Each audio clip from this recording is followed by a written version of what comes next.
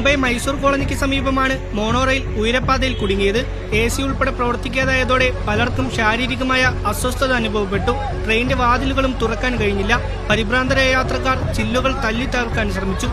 ടെക്നീഷ്യന്മാരും അഗ്നിശമന സേനാംഗങ്ങളും എത്തി ഏറെ നേരം പരിശ്രമിച്ച ശേഷമാണ് വാതിലുകൾ തുറക്കാനായത്. തുടർന്ന് ക്രെയിൻ ഉപയോഗിച്ച് യാത്രക്കാരെ പുറത്തെത്തിച്ചു.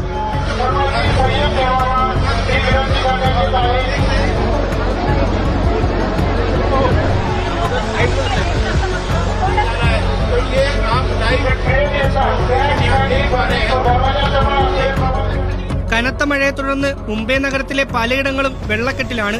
ഇതിനെ തുടർന്ന് ലോക്കൽ ട്രെയിനുകൾ സർവീസ് നിർത്തിവെച്ചിരുന്നു.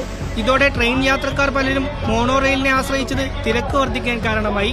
104 മെട്രിക് ടണ്ണാണ് മോണോ റെയിലിന്റെ പരമാവധി ഭാരശേഷി. എന്നാൽ യാത്രക്കാർ ഇടിച്ചു കയറിയതോടെ ഭാരം 109 മെട്രിക് ടണ്ണായി ഉയർന്നതായി Mumbai metropolitan region development authority അറിയിച്ചു. അധിക ഭാരം കാരണം മോണോ റെയിൽ ഒരു വശത്തേക്ക് ചരിഞ്ഞു. ഇത് സാങ്കേതിക തടസ്സമുണ്ടാക്കിയതിനാൽ വൈദ്യുത ബന്ധം വിച്ഛേദിക്കപ്പെട്ടതായി അധികൃതർ പറയുന്നു. സംഭവത്തിൽ വിശദമായ അന്വേഷണം നടത്തുമെന്ന് മഹാരാഷ്ട്ര മുഖ്യമന്ത്രി ദേവേന്ദ്ര ഫട്നാവിസ് അറിയിച്ചു.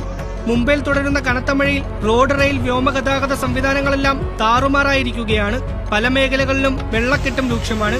24 മണിക്കൂറിനിടെ 300 മില്ലിമീറ്റർ മഴയാണ് മുംബൈയിൽ ലഭിച്ചത്. തീവ്ര മഴയുണ്ടാകുമെന്നും ജാഗ്രത പാലിക്കണമെന്നുമാണ് കാലാവസ്ഥാ വകുപ്പിന്റെ മുന്നറിയിപ്പ്. National desk, news Malayalam.